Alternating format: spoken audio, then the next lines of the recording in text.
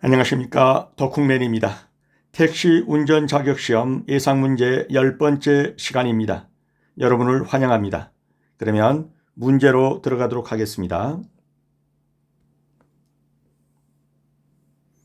문제 1번입니다. 다음 중 피로가 운전에 미치는 영향 중 신체적 요인이 아닌 것은?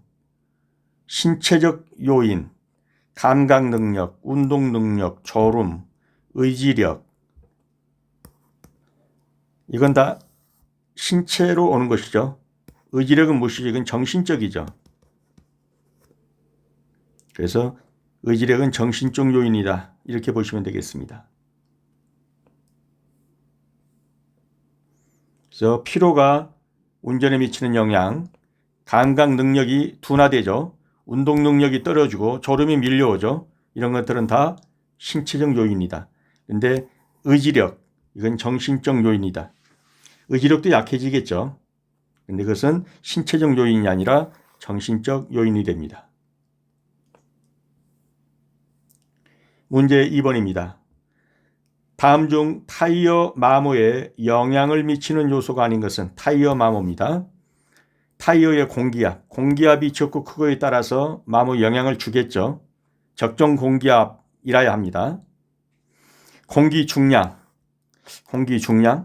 차의 속도, 그렇죠. 과속하게 되면 아무래도 마모가 심해지겠죠. 노면 상태가 불량하면 타이어의 마모가 심해지겠죠. 공기 중량이라는 것으로 타이어의 마모에 영향을 미칠까요? 네. 공기 중량과는 관계가 없죠. 그래서 타이어의 마모에 영향을 미치는 요소들은 이러한 것들입니다. 공기압, 차의 하중, 차의 속도, 커브의 정도, 얼마나 굽었느냐, 이거에 따라서 마모 되겠죠. 브레이크를 자주 사용하면 아무래도 마모가 심할 거고요.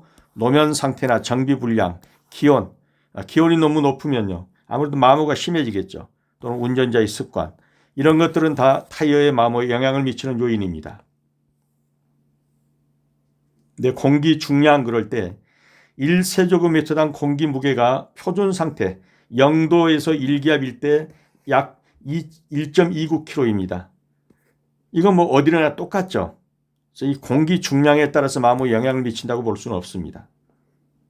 공기압에 따라서는 미치겠죠. 문제 3번입니다. 다음 중 스노 타이어에 관한 내용으로 바르지 않은 것은?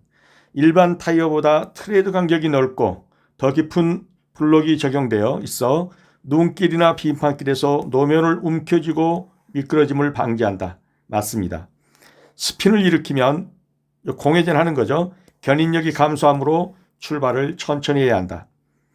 구동바퀴에 걸리는 하중을 작게 해야 한다. 구동바퀴 전륜구동에다면 앞쪽에 하중이 많이 가야죠. 그래야 뭐라고 그래야 되나요? 구동바퀴 걸린 하중을 크게 해야 미끄러짐이 없겠죠.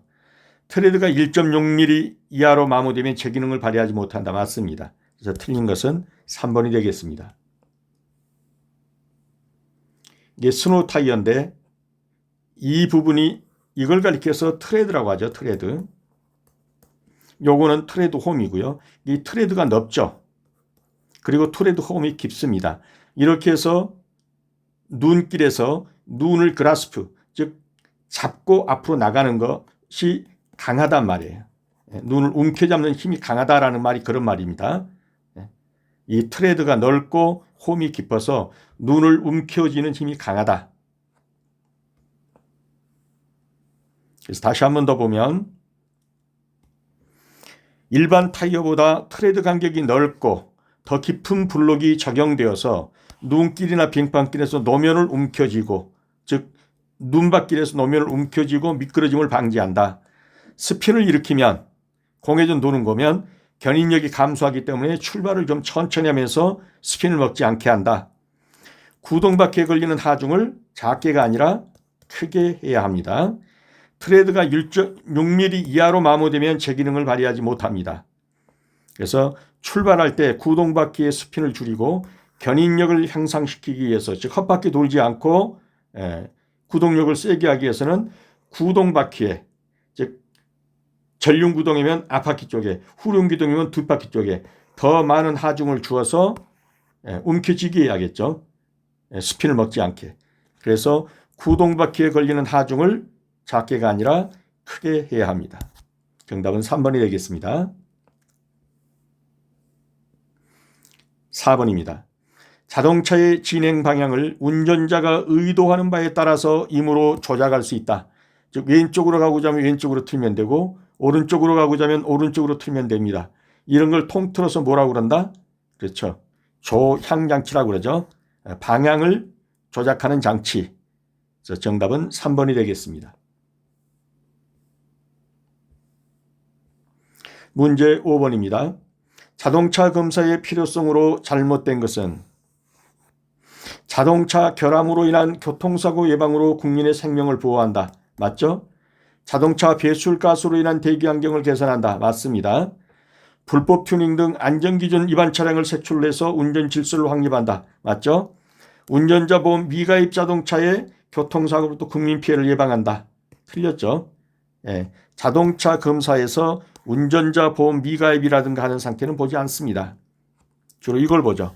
자동차에 어떤 결함은 없는가, 배출가스는 적정한가, 불법 튜닝은 없는가, 이걸 살피는 것이 자동차 검사입니다.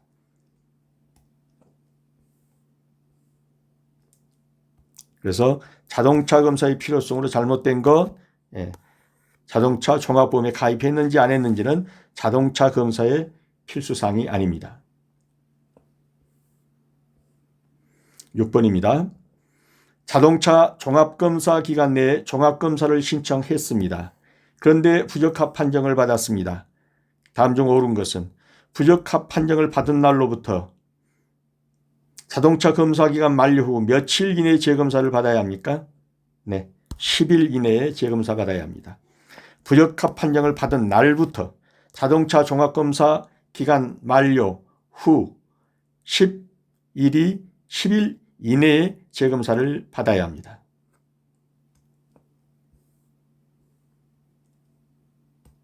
그래서 부적합 판정을 받은 날부터 자동차 종합검사 기간 만료 후 10일 이내에 재검사를 받아야 합니다. 7번입니다. 다음 중 튜닝 승인 신청 구비 서류에 해당하지 않는 것은 튜닝 신청서, 승인 신청서 들어가야죠. 튜닝하려는 구조, 장치의 설계도 들어가야 합니다. 튜닝 전후에 주요 재원 대비표 들어가야 합니다. 튜닝 전 자동차의 내부 설계도 이건 안 들어가도 됩니다.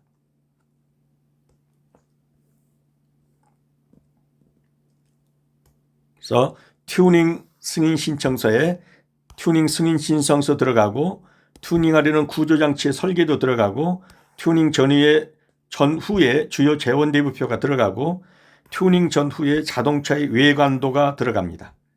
내부 설계도는 들어가지 않습니다.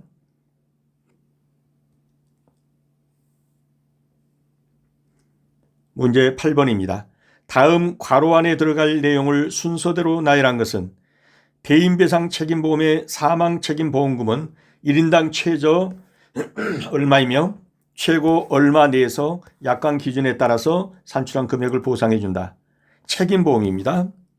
사망에서 최저는 얼마입니까? 2천만 원, 최고는 1억 5천만 원입니다. 그래서 2천만 원, 1억 5천만 원, 4번이 정답이 되겠습니다. 자동차 손해배상 보장법의 제3조에 나와 있는 내용입니다. 사망인 경우에 1억 5천만 원의 범위에서 다만 손해액이 2천만 원 미만인 경우에는 2천만 원을 한다. 그래서 최저가 2천만 원, 최고가 1억 5천만 원이 되겠습니다. 그래서 대인배상 책임보험의 사망책임보험금은 1인당 최저 2천만 원, 최고 1억 5천만 원.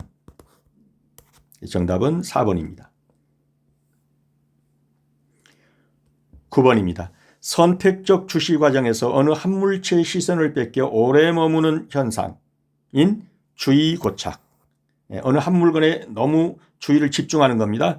이러다 보면 다른 물체를 못 봐서 사고가 날 수 있죠. 이게 주의 고착으로 인한 사고입니다. 이걸로 보기 어려운 것은 그랬습니다. 목적지를 찾느라 전방을 주시하지 못해 보행자 충돌하였다. 주의 고착으로 인한 것이죠.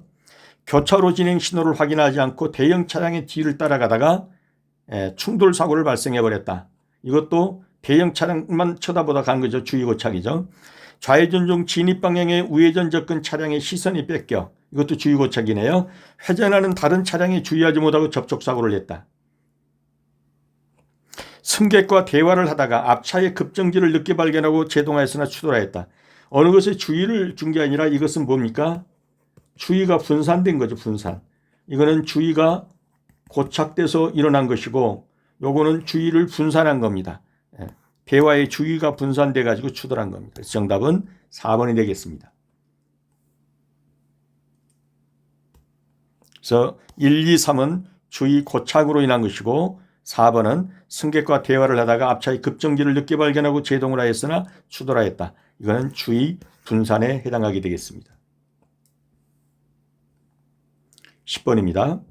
대형 차량과의 사고를 회피하는 법으로 옳지 않은 것은 내 차로로 들어오거나 앞지르러 가는 차나 보행자에 대해 주의한다. 맞죠? 속도를 줄인다. 맞습니다. 필요하다면 차도를 벗어나 길 가장자적으로 피한다. 이것도 맞죠? 왜냐하면 내가 여기를 가고 있는데 이게 중앙선입니다. 이 중앙선 넘어서 상대방 차가 이렇게 달려들고 있다. 그럼 어떻게 하겠어요? 내가 피해서 길 가장자리라도 피해야겠죠. 정면으로 마주치려 할 때 핸들 조작의 기본적 동작은 왼쪽으로 한다. 왼쪽으로 틀 것이냐 오른쪽으로 틀 것이냐에 그래서 뭐 완전한 정답이 있다기보다 대략 어느 정도의 일반적인 감으로 맞추셔야 합니다. 그래서 이런 경우는 왼쪽으로 핸들을 꺾지 않고 오른쪽으로 꺾어야 한다는 것이 일반적이다. 근데 보니까 백률 보니까 여기 바로 옆에가 오고 있다. 이런 때 일반적으로 꺾어서는 안 되겠죠. 하지만 지금 이 말하는 것은 일반적인 경우에 이 말입니다. 그럼 왜 좌로 틀면 안 들고 일반적으로 우로 틀어야 되느냐. 대형 트럭이 중앙선을 넘으면서 돌진해 온다면 어떻게 하겠느냐. 일반적으로 핸들을 오른쪽으로 급조작하여 갓길이나 풀밭, 도로 옆으로 이탈하면 사망 위험을 낮출 수 있다. 만약 그때 왼쪽으로 피한다면 어떻게 되겠느냐. 맞은편 차로로 진입할 수 있어서 2차 충돌 위험이 더 크다. 자, 내 차가 여기를 지금 가고 있습니다. 여기에 오는 차가 중앙선을 침범해 가지고 이렇게 오고 있습니다. 이 경우에 이쪽에서는 이쪽으로 차가 이렇게 오고 있죠. 여기서는 차들이 이렇게 가고 있습니다. 그럼 여기서 내 차가 이쪽으로 들 것이냐 이쪽으로 들 것이냐 하는 거예요. 왼쪽이냐 오른쪽이냐. 일반적인 경우를 예정한 겁니다. 이 왼쪽으로 틀어서 마주오는 차들과 부딪히는 것보다 여기서 오른쪽 방향으로 틀어서 갓길 쪽으로 유도하는 것이 더 유리하다 이런 말이 되겠습니다. 그래서 이 경우는 일반적인 경우를 예측해서 좀 소위 말해서 뭐라고 그래야 될까요? 감으로 맞추셔야 합니다. 이런 문제가 나오게 되면 이게 조항에 없는 문제예요. 일반적으로 교육할 때 가르치는 내용입니다. 그래서 누군가가 이의 신청을 건다면 바뀔 수도 있는 문제입니다. 우리는 맞추고 합격해야 되기 때문에 일반적인 방법으로 풀어야 합니다. 그래서 왼쪽으로 피할 경우 맞은편 차로로 진입할 수 있어 2차 충돌 위험이 더 크다. 특히 도로 중앙선 근처라면 역주행 위험까지 생기므로 왼쪽 회피는 더 위험한 선택이 될 수도 있습니다. 그래서 정면으로 마주치려 할 때 핸들 조작의 기본적 동작 왼쪽으로 한다 라기보다 일반적으로 우방향으로 꺾어준다. 이것이 더 위험이 적다라고 하는 겁니다. 그래서 꼭 여기서 왜 그러냐 막 따지지 마시고요. 기출문제에서는 그렇게 답을 이걸로 했다. 그리고 우리도 따질 필요 없이 그냥 맞추고 합격하면 된다. 그렇게 좀 쉽게 생각하시기 바랍니다. 그리고 이 내용이 다 맞기 때문에 비교적 거리가 먼 것은 이쪽이 되겠습니다. 11번입니다. 후미 추돌 사고를 방지하는 데 필요한 내용으로 틀린 것은 앞차와의 충분한 거리를 유지한다. 그렇죠. 앞차의 뒷공문을 안 받으려면 거리 유지. 상황을 멀리까지 살펴본다. 맞습니다. 상대보다 더 천천히 속도를 줄인다. 상대보다 더 빨리 줄여야 안 부딪히겠죠. 예. 이해가 되시죠? 전방주 휴무를 늦추지 않는다. 맞습니다. 그래서 틀린 것은 3번이 되겠습니다. 그래서 이런 경우에는 앞차가 속도를 줄이는 것보다 내 차가 더 빠르게 속도를 줄여야 합니다. 브레이크를 밟고. 앞차보다 더 천천히 줄인다 그러면 부딪힌다는 얘기죠. 그래서 앞차보다 상대보다 더 빠르게 속도를 줄인다가 맞습니다. 일정 속도에서 운전자가 주행하다가 가속 페달을 밟고 있던 발을 떼었을 때 자동차의 모든 제어 및 명령을 담당하는 컴퓨터 ECU 전자 제어 장치가 가속 페달의 신호에 따라 스스로 연료를 차단시키는 작업을 무엇이라 하는가. 이런 경우에도 잘 모르겠다 그러면 영어에서 일단 찾는 것도 좋습니다. 연료가 뭡니까? fuel. 차단이 cut. 이렇게 되죠. 그래서 이런 경우를 fuel cut이라고 합니다. 즉 악셀레터에서 발을 떼는 순간 ECU가 전자 제어 장치가 모든 부분의 명령을 내리는 거예요. 연료 투입 금지. 그렇게 해서 연료를 차단시키는 거죠. 이걸 fuel cut이라고 한다.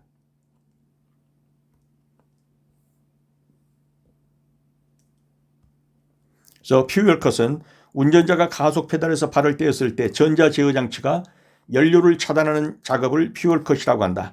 이는 일정 속도 이상에서입니다.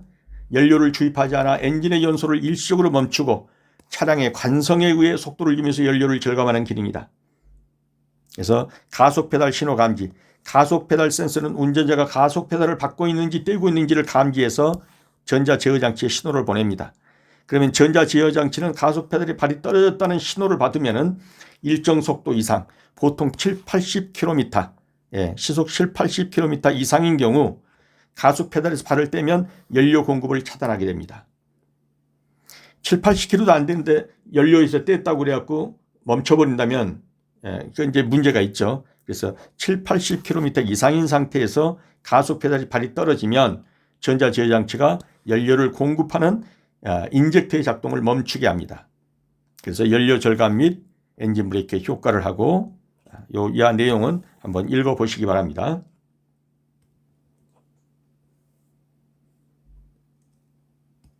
그래서 일정 속도에서라는 것은 한 70km 정도 시속, 거기에서 운전자가 주행하다 가속 페달을 밟고 있던 발을 떼면 ECU가 모든 부분에 신호를 준다. 연료를 차단하라고. 이것을 가리켜서 fuel cut이라고 한다.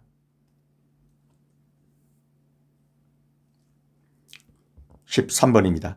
자신이 도로의 장애물 등을 확인하는 능력과 다른 운전자나 보행자가 자신을 볼 수 있게 하는 능력을 무엇이라 하느냐. 자, 이게 비슷비슷한 것 같은데요.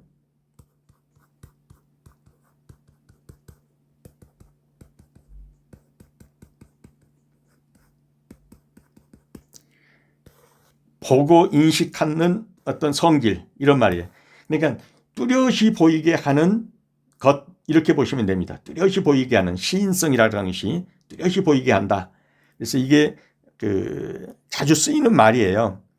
지금 2025년에 바뀐 법에서는 사실 이게 사라졌어요. 그렇지만 계속해서 여전히 이 문제가 나올 수가 있어요. 그래서 자신이 도로의 장애물 등을 확인하는 것, 자신이 장애물 등을 확인하는 것, 또는 다른 사람이 내 차를 확인하는 것, 이게 다 시인성입니다. 뚜렷이 잘 보이게 한다 이 말이에요. 시인성이란 말은 뚜렷이 잘 보이게 하는 것. 그러니까 장애물을 내가 뚜렷이 잘 보게 할 수 있는 능력, 또는 다른 차가 내 차를 뚜렷이 잘 보게 할 수 있는 능력, 이런 걸 가리켜서 시인성이라고 한다. 다 비슷비슷한 말인데 시인성이라는 말로 많이 쓰인다 이렇게 보시면 되겠습니다. 그래서 자신이 도로의 장애물 등을 확인하는 능력, 다른 운전 보행자나 보행자가 내 차를 제대로 뚜렷이 보게 할 수 있는 능력, 이런 걸 가리켜서 시인성이라고 한다.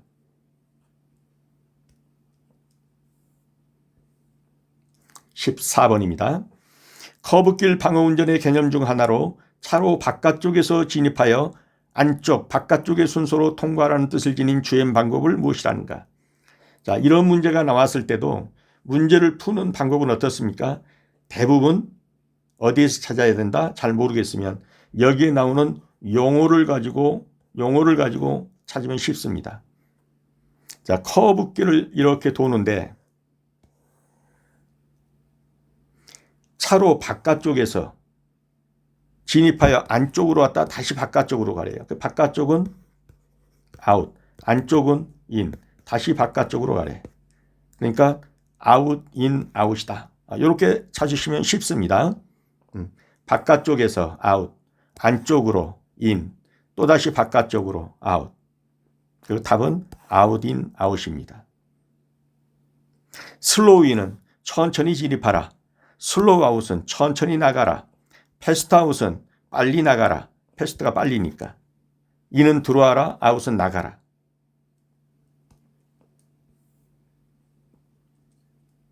그래서 그림을 놓고 한번 보겠습니다. 커브길을 돌 때 아웃에서 안쪽으로 인, 인에서 다시 아웃으로, 아웃인 아웃. 차로 바깥쪽에서 진입하여 안쪽으로, 다음에 다시 바깥쪽 순으로 통과하라. 이 아웃에서 인으로, 여기서 이쪽으로 이렇게 통과하라. 아웃, 인, 아웃. 슬로우 인, 패스트 아웃. 천천히 들어왔다 빨리 나가라. 들어올 때는 슬로우로 하고 나갈 때는 패스트 빨리 하라. 이건 속도에서 이렇게 하는 것이고 요거는 위치적으로 이렇게 하는 건 똑같은 말이에요. 아웃인 아웃은 바깥쪽에서 안쪽으로, 안쪽에서 바깥쪽으로 이렇게 가는 거고 슬로우 인 패스트 아웃은 속도에 있어서 이쪽으로 들어올 때는 천천히 슬로우, 그 다음에 여기서 나갈 때는 패스트 빨리, 이런 말입니다. 같은 개념을 장소적 개념하고 속도적 개념으로 바꿔놓는 거예요.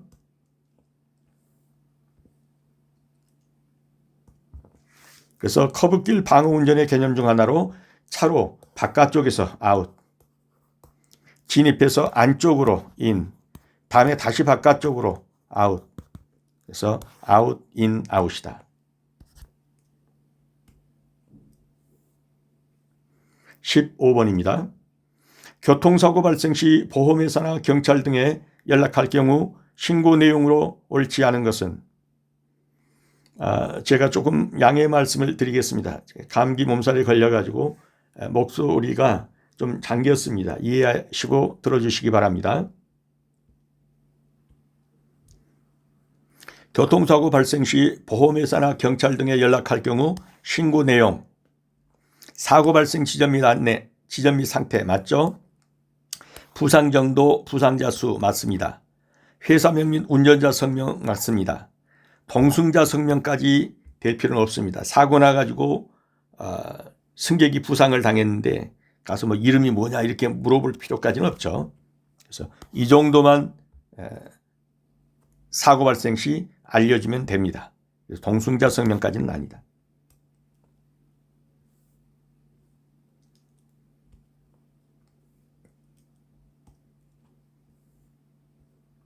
(16번입니다) 다음 중 부상자 의식 상태를 확인하기 위한 방법으로 옳지 않은 것은 말을 걸거나 팔을 꼬집어서 눈동자를 확인한 후 팔을 꼬집었더니 아야 한다든가 뭐 이렇게 말을 건다든가 말을 한다든가 이렇게 의식이 있으면 일단 말로 안심시킨다. 맞습니다.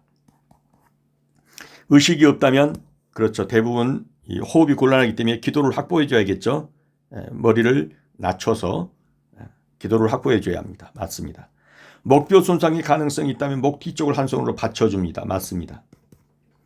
의식이 없거나 구토할 때는 목이 오물로 막혀 질식하지 않도록 앞으로 눕힌다. 큰일 나죠. 옆으로 눕힙니다. 그래서 이물질이 흘러내리도록 해줘야 합니다. 숨을 쉬면서 흘러내리도록 옆으로 눕힌다.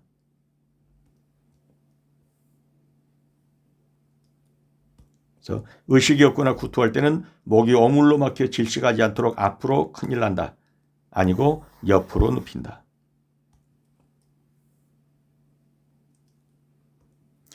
기도 개방 및 인공호흡을 하는 방법으로 적당한 것은, 자, 지난 시간에도 배웠죠. 가슴 압박을 30회 실시하고 인공호흡을 2회 실시합니다. 이때 인공호흡을 얘기하는 겁니다.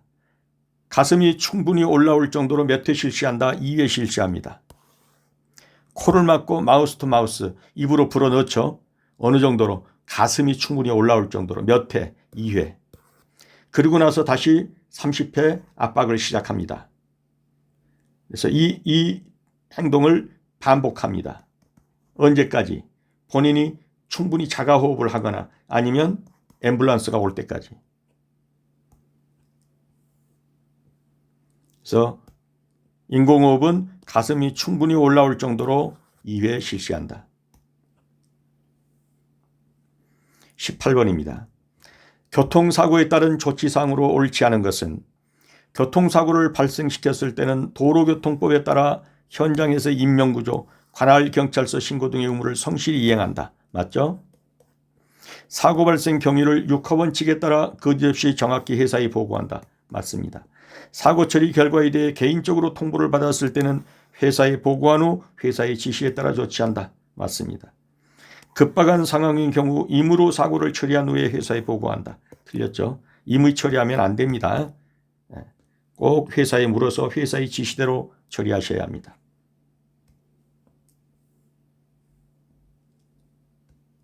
그래서 어떠한 경우라도 회사에 보고한 후에 회사의 지시에 따라 처리해야 합니다. 19번입니다.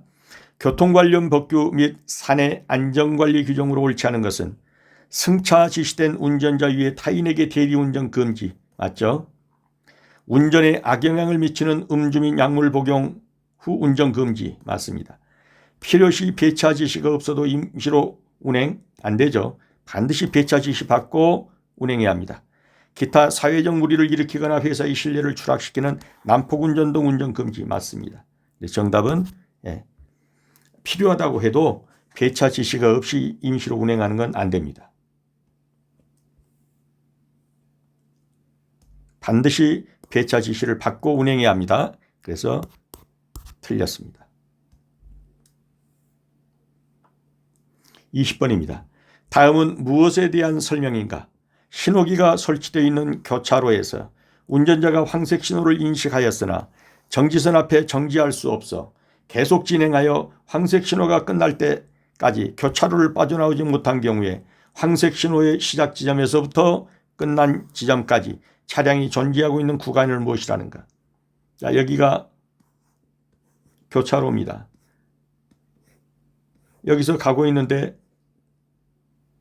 황색 신호가 들어왔습니다. 황색 신호는 멈추라는 거죠. 근데 보니까 백미러로 보니까 내 뒤에 있는 덤프 트럭이 내가 여기를 통과할 줄 알고 엄청난 속도로 밀고 오고 있습니다. 순간에 판단을 해야겠죠. 멈춰서 덤프 트럭에 받칠 것이냐 아니면 신호 위반을 하고라도 그냥 통과하다 걸릴 것이냐. 이런 경우에 이제 딜레마에 빠지게 되죠. 이럴 것인가 저럴 것인가.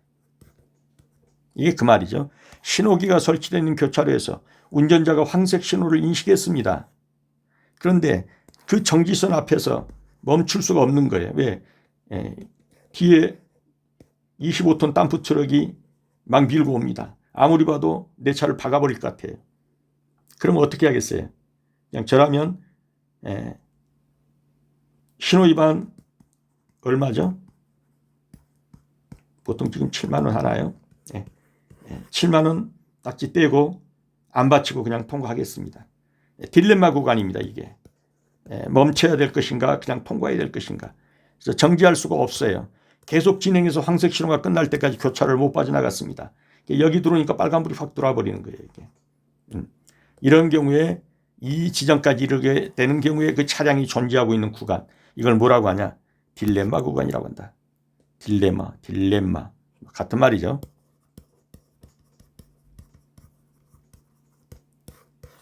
이해가 되셨죠?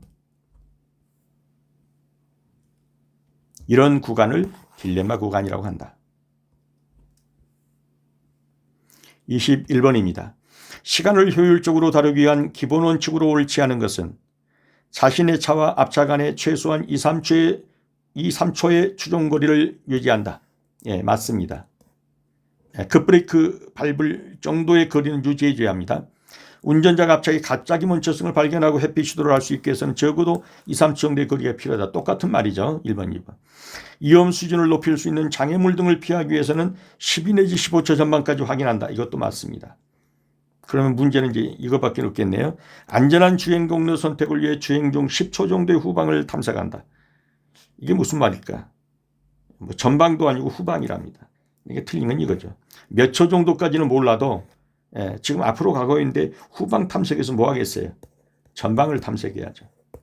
몇 초? 보통 20초에서 30초 정도의 전방을 탐색한다 이렇게 되어 있습니다. 조문은 아닙니다. 그래서 다 모른다 하더라도 후방 탐색 이것만으로도 답을 고를 수 있어야 합니다. 그러니까 이러한 문제가 이 문제는 물론 시험에 나왔던 문제고요. 이러한 문제가 나와도 당황하지 마시고 자세히 보면 그냥 답이 보이는 겁니다. 후방 탐색에서 뭐 하냐는 거죠. 안전한 주행 경로 선택을 위해서. 그래서 2, 30초 정도의 전방을 탐색한다가 맞습니다. 22번입니다. 철길 건널목에서의 방어 운전에 대한 설명으로 옳지 않은 것은 철길 건널목에 접근할 때 속도 줄여 접근한다. 맞습니다.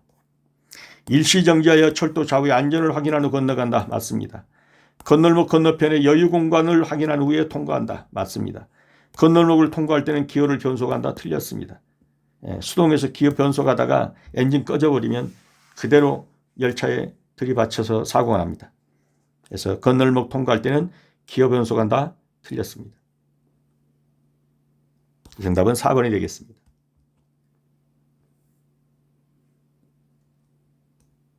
그래서 건널목을 통과하는 중에 기어 변속 과정에서 엔진이 멈출 수 있기 때문에 가급적 기어 변속을 하지 않고 통과한다입니다. 정답은 4번입니다. 일반적인 택시 승객의 욕구가 아닌 것은 환영받고 싶어한다. 맞죠? 편안해지고 싶어한다. 맞습니다. 존중받고 싶어한다. 맞습니다. 보통 사람으로 인식되고 싶어한다. 틀리긴 여기가 틀렸겠죠. 보통 사람이 아니라 특별한 사람. 이런 사람으로 존중받고 싶어하죠. 그래서 중요한 사람으로 인식되고 싶어한다. 보통 사람이 아니라 중요한 사람으로 인식되고 싶어한다. 정답은 4번이 되겠습니다. 이런 문제도 마찬가지입니다. 나는 그렇게 중요한 사람으로 인식받고 싶어하지 않는데 이렇게 생각하지 마시고 보통 사람들은 다 이런다 이거죠.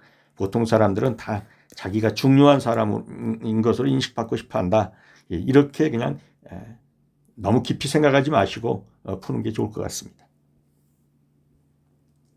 24번입니다. 서비스의 특징 중 택시 실내의 공간적 제약 요인으로 인해 상황의 발생 정도에 따라 시간, 요일, 계절별로 달라지는 것을 의미하는 것은 이게 무슨 말일까요? 택시 실내의 공간적 제약. 많이 타봐야 승객 4명 타죠. 그걸로 인해서 발생하는 어떤 시간에 따른 요일에 따른 계절별로 달라지는 이게 다 모른다 할지라도 달라진다. 이것만 가지고 답은 보여야 됩니다. 달라진다는 게 변동한다는 거잖아요. 이게 답은 변동성이다.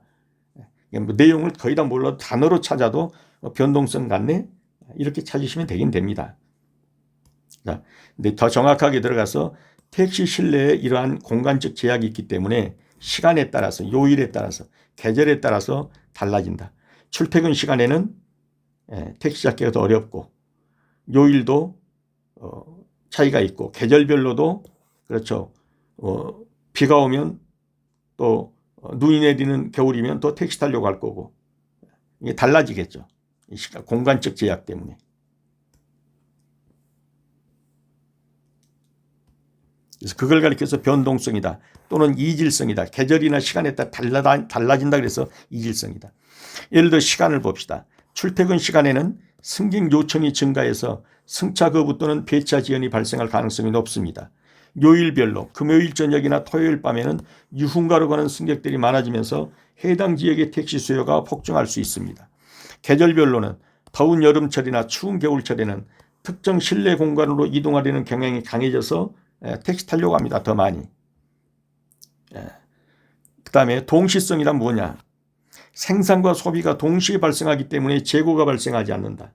그렇죠. 서비스에 재고란 건 없잖아요. 서비스 제공하면서 바로 없어져 버리는 거예요. 다양성이란 뭐냐? 승객 욕구의 다양함과 감정의 변화가 서비스 제공자에 따라서 상대적이며 승객의 평가 역시 주관적이다. 그래서 표준화된 서비스를 유일하기 어렵다. 서비스를 제공하는 A라는 택시 기사도 다양하지만 B라는 승객도 다양합니다. 선호도가. 그래서 이런 경우를 가리켜서 우리는 다양성이라고 부르는 겁니다. 획일성의 반대말이죠. 소멸성, 서비스는 오래 남아있는 것이 아니라 제공이 끝나면 바로 사라져 없어집니다. 이걸 가리켜 소멸성이라고 합니다.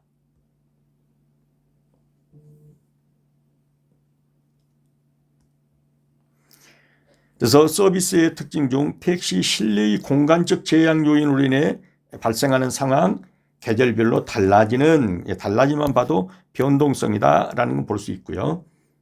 시간에 따라서, 요일에 따라서, 계절에 따라서 달라진다. 좀 전에 봤죠. 그래서 변동성이다. 25번입니다. 서비스의 특징으로 보기 어려운 것은 조금 전에 봤죠. 동시성이다. 생산과 동시에 소멸해버린다. 인적 의존성이다. 사람에게 의존한다는 거죠. 무소유권이다. 획일성이다. 무소유권 맞습니다. 인적 의존성 맞습니다. 동시성 맞습니다. 획일성 아까 봤죠. 획일성이 아니라 다양성이라고 그랬죠. 제공하는 사람도 다양하고 사람에 따라서 또 받는 사람도 다양합니다. 어떤 사람은 기분 좋게 생각할 수도 있고 똑같은 서비스인데 어떤 사람은 그것을 기분 나쁘게 생각할 수도 있어요. 다 다르죠. 자, 무소유권이라는 건 뭐냐? 이 서비스의 특징에서 무소유권입니다. 내 것이라고 주장할 수가 없어요. 오직 서비스만 누릴 뿐이지 그것을 내 것이라고 주장할 수 없다는 거. 이게 무소유권입니다.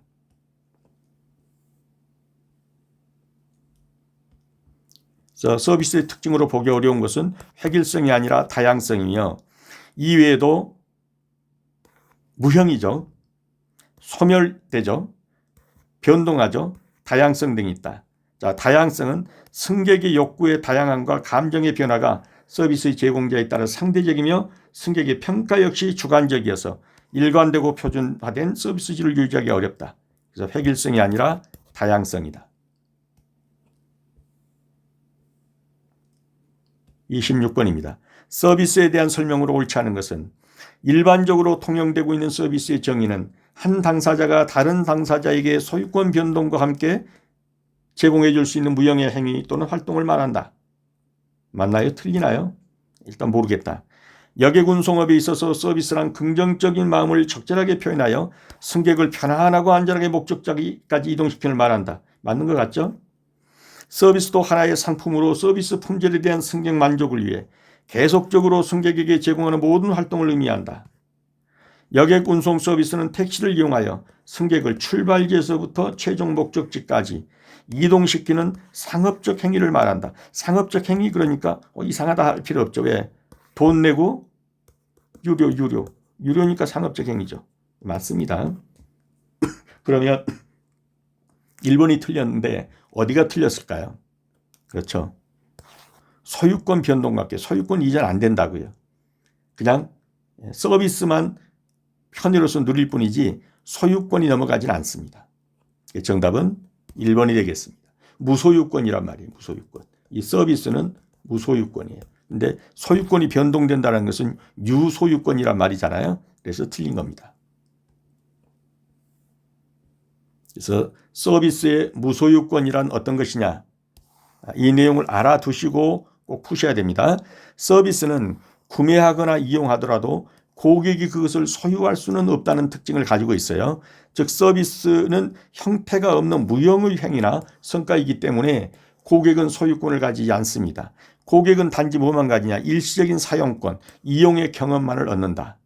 예를 들어 택시를 이용했습니다. 택시 서비스를 받으면 이동이라는 혜택은 받지만 택시나 운전기사의 소유권을 가지진 않아요. 소유권 변동은 없습니다.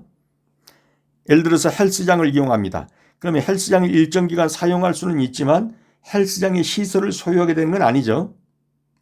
편의만 누리는 거예요. 예를 들면 넷플릭스의 스트리밍 서비스를 받는다고 그래가지고 영화를 시청할 수는 있지만 영화 파일을 소유하는 건 아니란 말이에요. 그래서 소유권은 있다 없다 서비스에서 없다. 그래서 이것을 가리켜서 무소유권이라고 한다 이런 말입니다. 그래서 1번이 틀렸는데 일반적으로 통용되고 있는 서비스의 정의는 한 당사자가 다른 당사자에게 소유권을 이동한다? 소유권이 이전된다? 아니라는 거예요. 소유권은 없어요. 그냥 우용의 행위 또는 활동으로 서비스를 누릴 뿐입니다. 그래서 1번이 틀렸고 정답이 되겠습니다.